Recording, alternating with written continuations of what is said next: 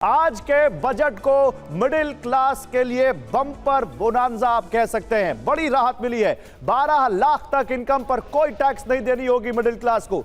4 लाख रुपए तक की इनकम है तो नया स्लैब आया है शून्य टैक्स। 4 से 8 लाख 5%, 8 से 12 लाख 10%, 12 से 16 लाख 15%, 16 से 20 लाख 20%, 20 से 24 लाख 25% का टैक्स, ये नया स्लैब। और 24 लाख से ऊपर 30% का टैक्स आपको देना होगा। तो ये मिडिल क्लास के लिए बड़ी राहत है। 12 लाख तक की इनकम है तो 80,000 रुपए तक की राहत है। लेकिन आपको जल्दी से और बताते हैं, 15 लाख तक की सालाना आय पर 50,000 रुपए का फायदा, 20 लाख रुपए तक सालाना आय तो 95,000 रुपए फायदा, 25 लाख रुपए सालाना आय तो 1,05,000 रुपए का आपको फायदा होगा इस नई टैक्स दरों के लागू होने के बाद, जो कि बहुत बड़ी राहत है मिडिल क्लास को। सीधे 12 लाख तक नई टैक्स रिजीम में आपको कोई टैक्स नहीं। 75,000 का स्टैंडर्ड डिडक्शन जोड़ें तो सैलरीड एम्प्लॉय को 13.25 लाख तक कोई टैक्स नहीं। यह आज का बहुत बड़ा अनाउंसमेंट। लेकिन आप समझिए इस बात को, बजट फुल एंड फाइनल तो आज आया है। टीवी 9 ने आपको कल ही बताया था। टीवी 9 ने गौरव एंड गौरव बजट की भविष्यवाणी में आपको कल ही बता दिया था कि क्या बजट में होने वाला है, वित्त मंत्री का फोकस किस पर होने वाला है, और आज एग्जैक्टली वही हुआ। टीवी 9 ने आपको बताया था कि इनकम टैक्स में राहत मिलेगी, वो आया। लेकिन उससे पहले आपको दिखा देते हैं वित्त मंत्री निर्मला सीतारमण ने क्या कहा है, फिर बात करेंगे टीवी 9 ने कल क्या कहा था। I am now happy to announce that there will be no income tax payable up to income of 12 lakh rupees.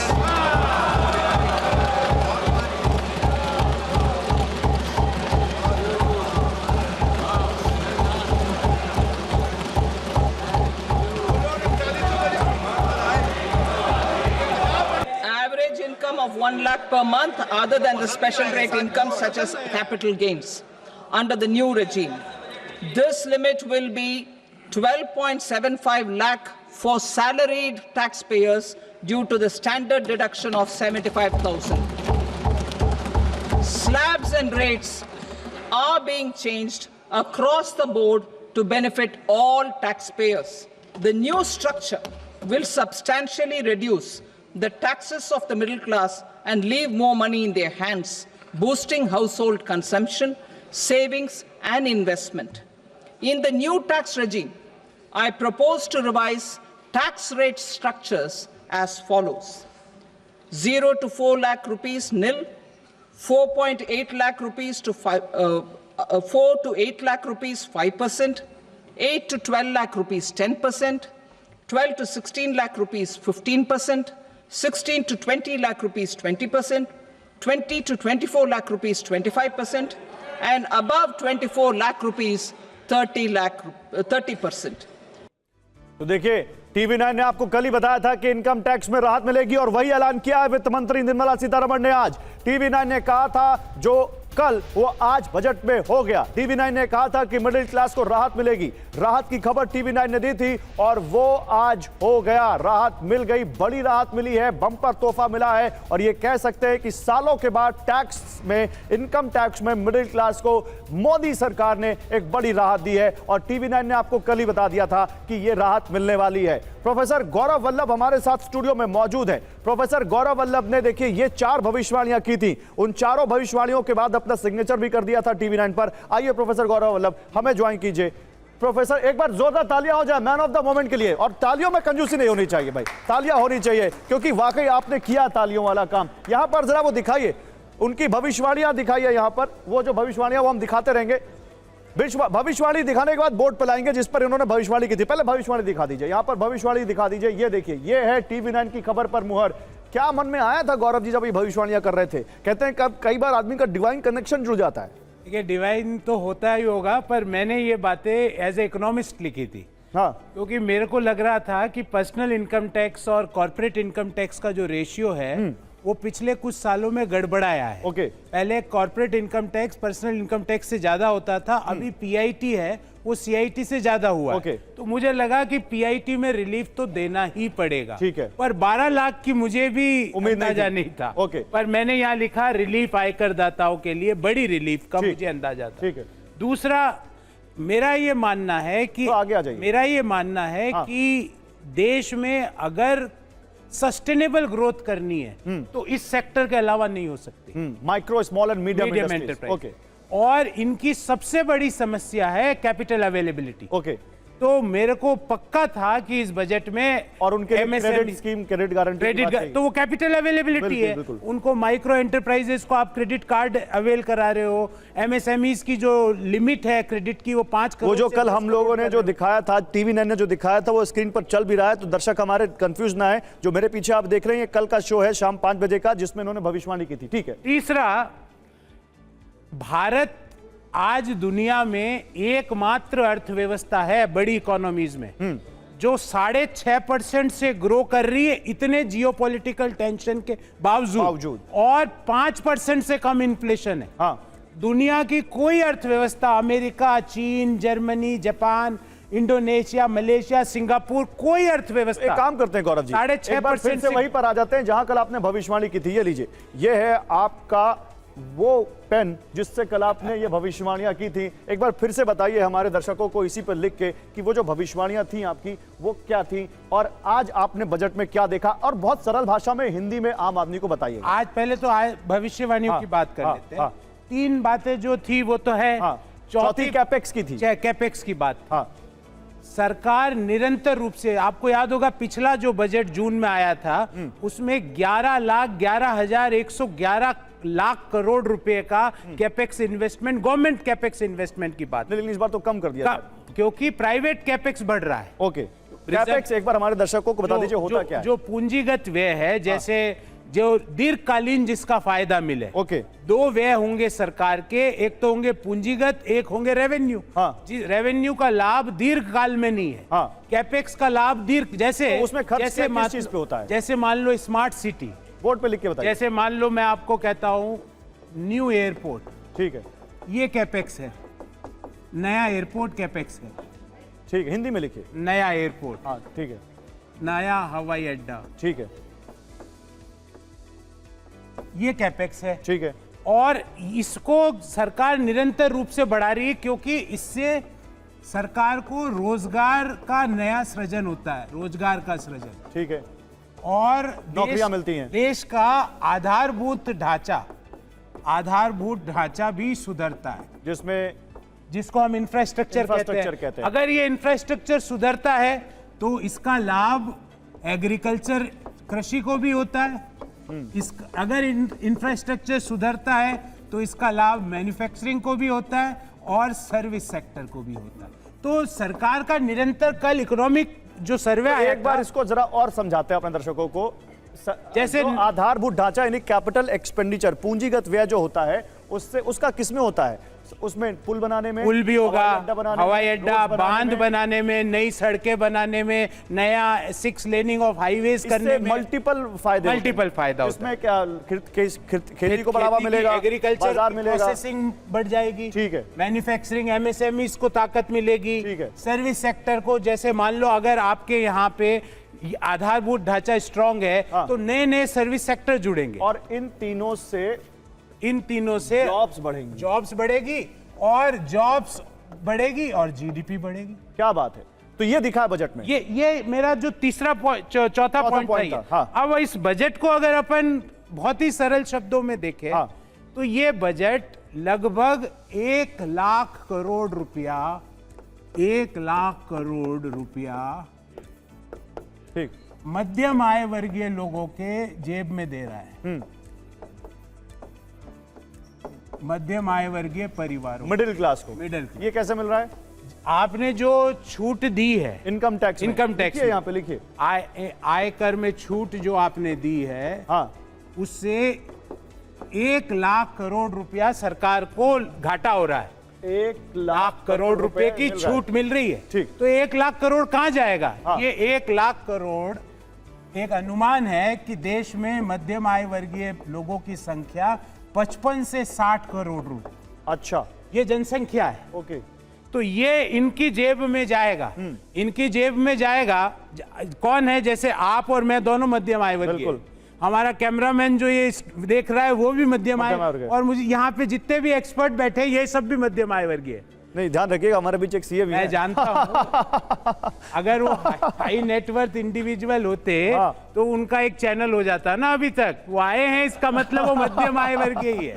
Okay, तो मैं ये कहना चाहता हूँ कि हम सब लोग मध्यम आय वर्गीय, और आपके 90% दर्शक भी इधर से ही है। बिल्कुल बिल्कुल बिल्कुल। तो उनकी जेब में 1 लाख करोड़ रुपया जाएगा तो ये पैसा आएगा मार्केट में।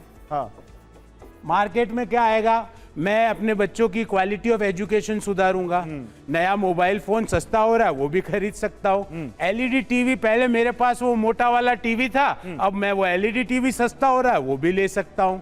तो मार्केट में डिमांड जनरेट होगी। आज वित्त मंत्री जी ने एक 3D भी बोले थे, डिमांड, डेमोग्राफी और तीसरा डेमोक्रेसी। तो डिमांड बढ़ेगी तो ये टीवी सप्लायर है, उसके पास ऑर्डर बुक बढ़ेगी, उसकी ऑर्डर बुक बढ़ेगी तो वो ज्यादा लोगों की जरूरत होगी, तो वापस कहां पे आ गए हम? जॉब्स पे। तो ये जो 1 लाख करोड़ लोगों को फायदा मिला, अंत में इसका फायदा जॉब्स में ट्रांसलेट होगा। ये दूसरी भविष्यवाणी, ये दूसरी भविष्यवाणी। अब पहली भविष्यवाणी की बात अब करते हैं, और वो था इनकम टैक्स में बदलाव, स्लैब में और छूट।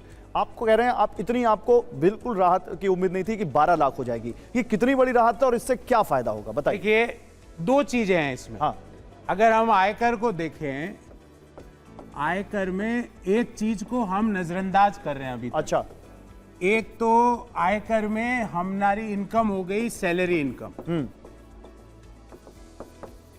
दूसरा आयकर का हेड हो गया जो हम किराए पे मकान देते हैं, आय लेते हैं, उसको कहते हैं हाउस प्रॉपर्टी इनकम। ठीक है सर, हिंदी इस्तेमाल कीजिए, हमारा व्यूअर थोड़ा हिंदी ज्यादा अच्छे से जो समझता है। घर का किराए से आए, हाँ। घर का किराया से आए, और ये वेतन से आए। ठीक, हाँ, तो वेतन से आय पे 2,75,000 रुपए तक नो टैक्स। ओके, ठीक है, नो टैक्स। ओके। 12,75,000 रुपए तक हाँ। कोई टैक्स आपको नहीं देना है। फिर हाउस प्रॉपर्टी में एक बड़ा इंटरेस्टिंग बदलाव किया गया है। पहले ये होता था, जैसे आपका, मेरा एक गांव में घर है और फिर मैं गांव से आ गया दिल्ली, यहाँ भी तो एक घर मैंने दिल्ली में भी छोटा सा फ्लैट ले लिया, और अब मेरा ट्रांसफर हो गया पटना, तो ये दोनों घर की जो है, इसमें से एक घर को मैं सेल्फ ऑक्यूपाइड मान सकता था, तो उस पे मेरे को कोई कर नहीं देना पड़ता। अब इस बार कहा है कि ऐसे 2 घरों को आप सेल्फ ऑक्यूपाइड मान सकते हो, उन पे कोई टैक्स नहीं। कोई टैक्स नहीं देना। तो ये भी फायदा होगा, बहुत बड़ा कितना फायदा है। होगा इसमें। मतलब ये डिपेंड करता है कि आपका घर कहाँ है, आपके घर का क्षेत्रफल कितना है, आपके घर की लोकेलिटी क्या है, उस पर डिपेंड करेगा। पर मोटा मोटी अगर एक मध्यम आय वर्गीय परिवार जिसका इनकम हम मान लेते हैं, उसकी सैलरी मान लेते हैं 1.5 लाख रुपया, ठीक है, 18 लाख रुपए सालाना, 18 लाख रुपए का वेतन हो, हाँ। तो ऐसे व्यक्ति का लगभग एक घर होता है 50-1 लाख रुपए का। और गांव में, शहर में, जैसे मैं मान लो जोधपुर से आया यहाँ पे, तो मेरा जोधपुर में छोटा घर है, वो भी 50-1 लाख का, और 50-60 लाख का मैंने दिल्ली में भी ले लिया। तो इसमें मेरे को मोटा मोटी अगर मैं एक रफ कैलकुलेशन देखूं तो सालाना टैक्स में 20 से 25 हजार रुपए का फायदा, लिख के बताइए, 20 से 25,000 का, 25,000 रुपए का कर में फायदा। मतलब ये भी जिनके 2 घर हैं उनको ये फायदा होगा। बिल्कुल।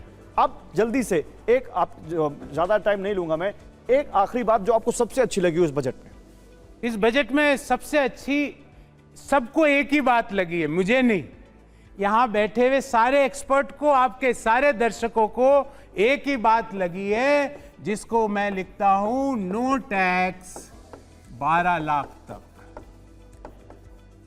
ये सबसे अच्छी बात है। नहीं, इसमें एक छोटी सी बात, किसानों को जो 3 से 5 लाख किया गया क्रेडिट कार्ड, उससे खेती पर क्या असर होगा? किसानों की अगर हम बात करें, हाँ, जल्दी से, अगर फार्मर्स की बात करें तो 3 चीजें बहुत महत्वपूर्ण है। आप हिंदी नहीं लिख रहे हैं।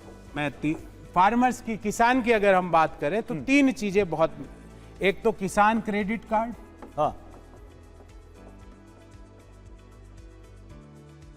किसान क्रेडिट कार्ड, ठीक, एक तो ये। ठीक, दूसरा, अगर हम फार्मर्स की बात करें तो जो दलहन हाँ, उत्पादन पे, यस, उत्पादन पे फोकस्ड अप्रोच की बात हुई। तो दलहन के उत्पादन को बढ़ाने के लिए सरकार एक सुनियोजित प्रयास करने वाली, ठीक बात है। और तीसरा, आपको याद होगा थोड़ी यूरिया की किल्लत की खबरें आती थी। तो 3 यूरिया के प्लांट नॉर्थ ईस्ट में, ईस्टर्न इंडिया में, जिसमें असम में एक प्लांट तो है ही, प्लस 2 और।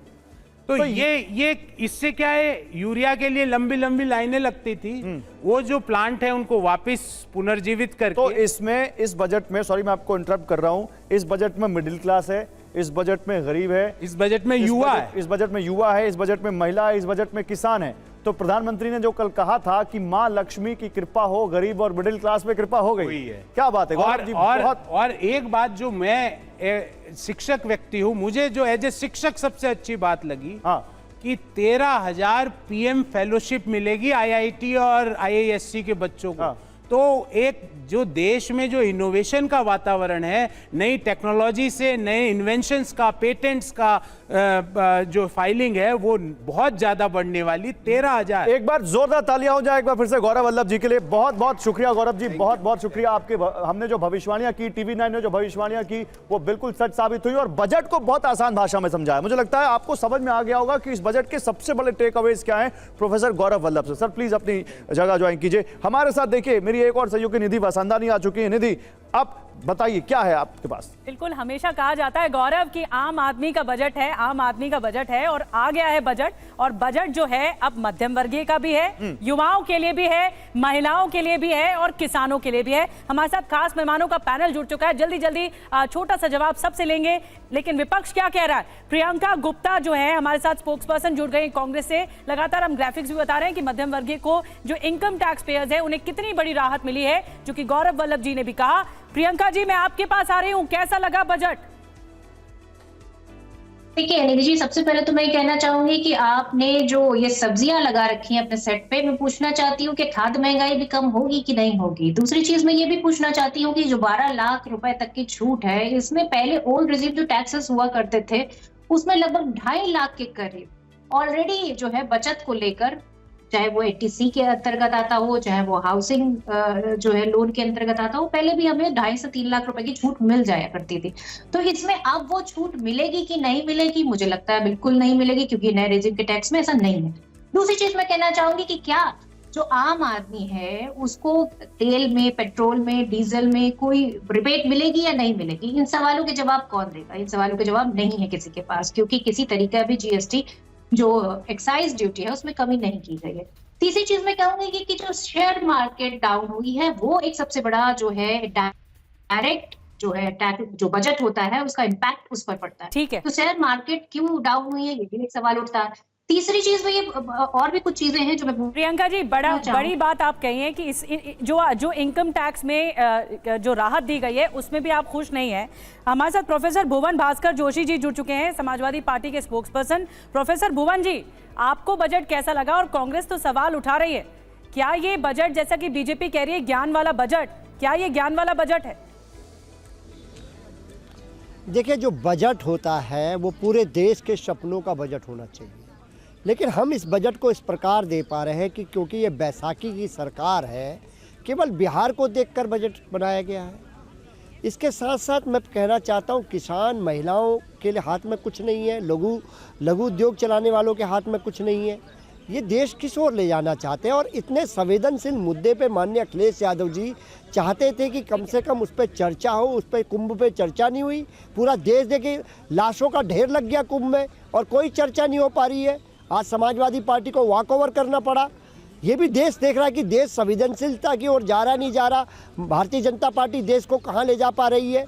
आज सभी के हाथ खाली है। मैं कह रहा हूँ घोर निराशा वाला बजट है। सभी के हाथ खाली हैं। बड़ी टिप्पणी आपने की बिहार, लेकिन आप कह रहे हैं कि ये बिहार वाला बजट है और बिहार को लेकर कई घोषणाएं की गई। तो जल्दी से बता देते हैं, कई सौगातें मिली हैं बिहार को, मिले हैं कई बड़े तोहफे। जी हाँ, इस बजट में, इस आम बजट में बिहार के लिए झोली खुल गई है। बिहार को नए एयरपोर्ट की सौगात दी गई है। आपको बता दें कि लेदर इंडस्ट्री के लिए विशेष पैकेज दिया गया है। मखाना बोर्ड बनाने का ऐलान किया गया है। पटना IIT कॉलेज का विस्तार होगा, ये भी कहा गया है।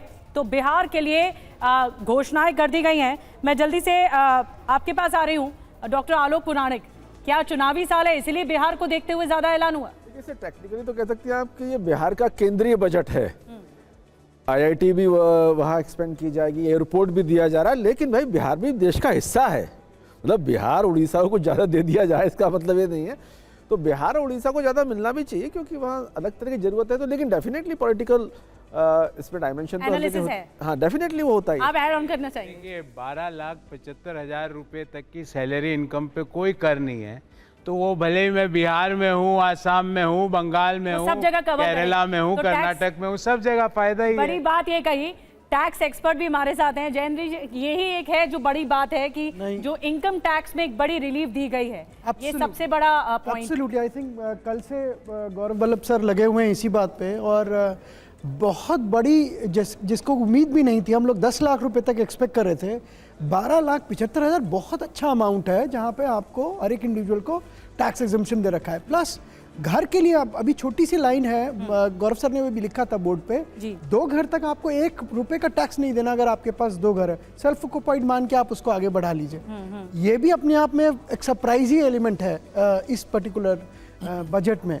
मैं तो बहुत खुश हूँ इस बजट। आप बहुत खुश हैं। हमारे साथ प्रोफेसर अमन अग्रवाल जी भी हैं। आप खुश हैं? बजट देखा आपने? देखिए जी, ऐसा है, सबसे की पॉइंट क्या है? जहाँ तक की पॉइंट है वो पिछले 7 साल में जो उन्होंने मिठाई नहीं दे सके लोगों को मिठाई दे दी। इस बार मिठाई मिल गई। बट ये देखना जरूरी है कि बजट एक स्मॉल सेगमेंट ऑफ पॉपुलेशन के लिए, हिंदुस्तान की एक छोटी सी वर्ग के लिए नहीं है, पूरे देश के लिए है, जिसमें कारोबार भी है, एग्रीकल्चर भी है और भी सेक्टर्स हैं। उसके लिए कैपेक्स एक्सपेंडिचर है और खर्चे हैं, उनका कहीं व्याख्यान नहीं देखने को मिला। पिछली बार जो एलोकेट किया उसमें भी कैपिटल एक्सपेंडिचर कम खर्चा किया गया, क्योंकि जो जॉब्स और एम्प्लॉयमेंट आएंगी वो कैपिटल एक्सपेंडिचर की वजह से आएंगी, वो ये रियायत देने से नहीं आएंगी। रियायत देना जरूरी था, 7-8 साल से मांग हो रही थी, नहीं दी गई। बहुत बढ़िया है, मैं भी मध्यम वर्ग को बिलोंग करता हूं, मेरे को भी अच्छा, पर ये नई प्रणाली में है, पुरानी प्रणाली में नहीं है, जिसमें अभी भी करीबन 48% पॉपुलेशन जो टैक्स पेयर्स हैं वो एग्जिस्ट कर रहे हैं। तो इसलिए ये देखना कि सिर्फ इसी को लेकर हम चर्चा करते रहे और ये ना देखें कि 8% की ग्रोथ जो निर्मला सीतारमण जी कल कह रही थी,